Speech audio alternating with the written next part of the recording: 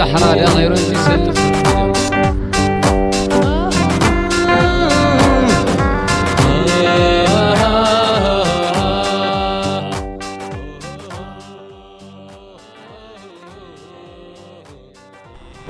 We are under the Edmund Petus Bridge in Selma, Alabama.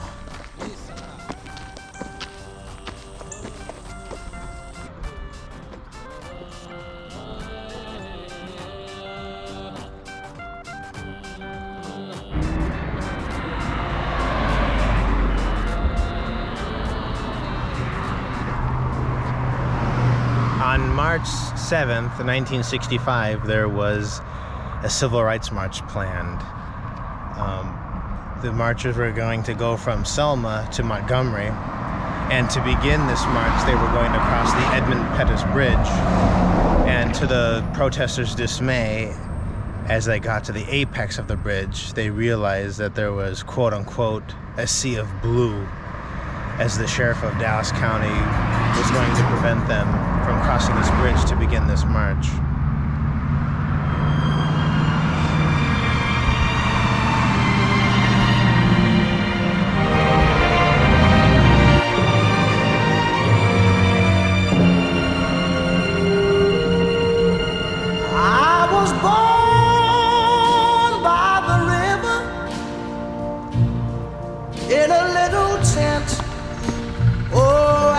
Like the river I've been running ever since.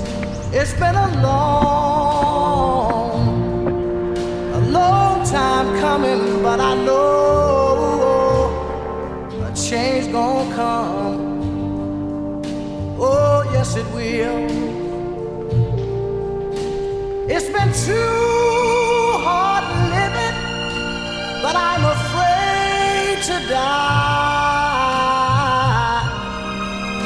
'cause I don't know what's up there beyond the sky. It's been a long time coming, but I know a change gonna come. Oh yes it will.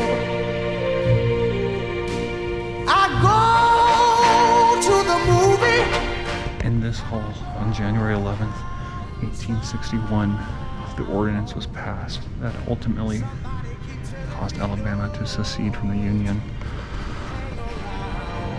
It's been a long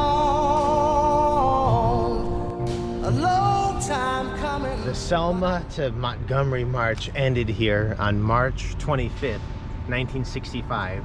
When 25,000 civil rights marchers arrived at the Alabama state capitol to demand the right to vote for African Americans. Dr. Martin Luther King Jr. and other civil rights leaders addressed the marchers and the nation, culminating a series of demonstrations that began in Selma on March 7th, or Bloody Sunday, when some 600 peaceful protesters were savagely beaten by lawmen as they tried to cross the Edmund Pettus Bridge. Yep, this is definitely like a pretty surreal feeling that the capital of the Confederacy and Martin Luther King Jr.'s church are basically like a stone's throw away.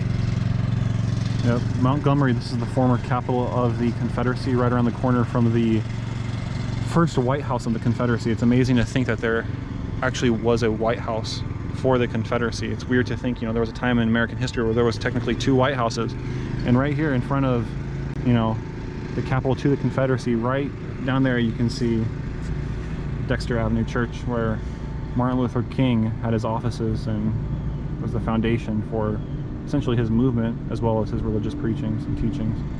Absolutely profound. Historian in America is another name for a restaurant worker.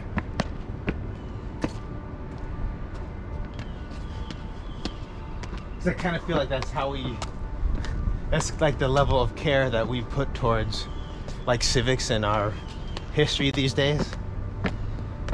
It's like you can't pay someone to care. The Dexter Avenue King Memorial Baptist Church, organized in 1877, The second Black Baptist church in Montgomery, first pastor was Reverend C.O. Booth. Present structure was built in 1885, designed by Pelham J. Anderson, built by William Watkins, a member of the congregation. Many prominent black citizens of Montgomery have been members. Reverend Martin Luther King Jr. served as pastor from 1954 to 1960. Montgomery bus boycott organized here on December 2nd, 1955. A long time coming, but I know a change gonna come. Oh, yes it will. Then I go. On December 1st, 1955, a local seamstress in Montgomery, Alabama by the name of Rosa Parks was boarding a bus after one of her evening shifts. And she was sitting originally in a portion of the bus that did allow blacks to sit there, but I guess the bus was filled to capacity, and when a white gentleman got on at the same stop, the driver asked her to actually give up her seat to him, and she had a moment of inspiration and essentially said that she would not do it. She was then promptly arrested, and Martin Luther King Jr., upon hearing this, began to organize the Montgomery bus boycott. And I say, brother, help me please. The former home of the great Dr. Martin Luther King. But he winds up knocking me back down on my knees. Lord, there've been times that I thought I could last for long, but now I think I'm able to carry on. It's been a long time coming, but I know change gon' come. Oh, yes it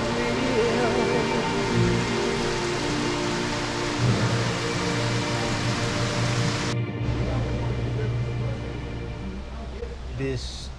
This is more surreal because each monument is basically your height.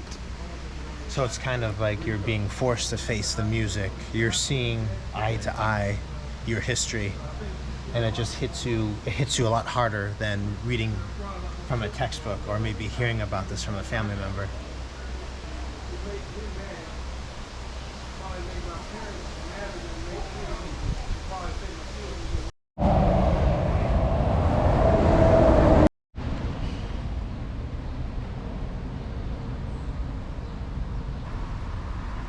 Kind of ominous. Martin Luther King Jr. constantly told his parishioners that he honestly felt he would not make it.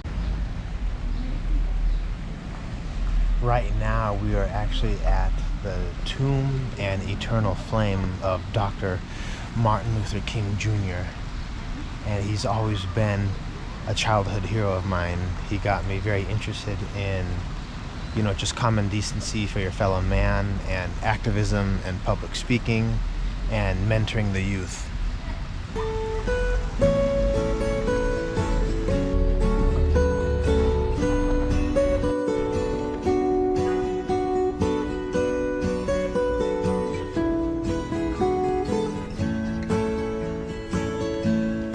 If you miss the train I'm on, you will know that I am gone. You can hear the whistle blow 100 miles, 100 miles, 100 miles, 100 miles, 100. Assalamu alaikum wa rahmatullahi wa barakatuh. We're currently in Charleston, South Carolina, and we're walking down Longitudinal Lane. One of the beautiful things to do in Charleston is to explore these different, very picturesque, beautiful alleyways. This one is longitudinal lane, but there's 5 others I would recommend, that being Philadelphia Alley, Gateway Walk, Zigzag Alley, and Stoles Alley. And we'll be visiting all of those now. Yeah, this is longitudinal lane. Absolutely beautiful. You can hear the whistle blow 100 miles. Lord, I'm one, Lord, I'm two, Lord, I'm three, Lord, I'm four, Lord, I'm 500 miles away from home, away from home, away from home, away from home, away from. We've trained for years in the rivers of Arizona. Let's just keep going until there's no turning back. Let's go. Alright. You talk me into it, I guess. Oh, Okay, you talk me into it. let's go. We're gonna dive on one. No, not this one, not this one. Next one. Feel a little bit more body wall. Okay. Next one. This is ours, right here, buddy. I'm scared. This is ours, buddy. Let's go.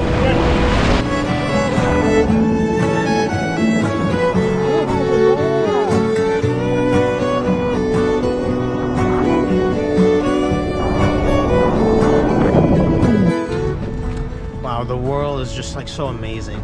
There's just so much like subtle beauty that we have to take into account.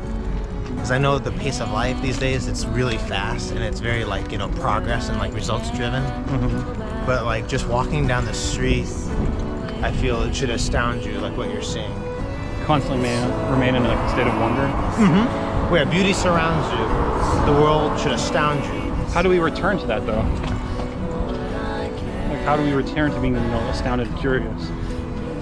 Ooh, it's gonna take like a separation from like more mainstream attitudes, Such as? like technological involvement.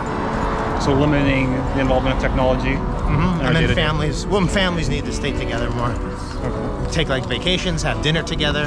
The TV should not be on during dinner. You should have, well, unless it's on like a music channel. It's fine if it's one of those channels that plays like music in the background. But you should not be like watching a TV show and then taking bites in between.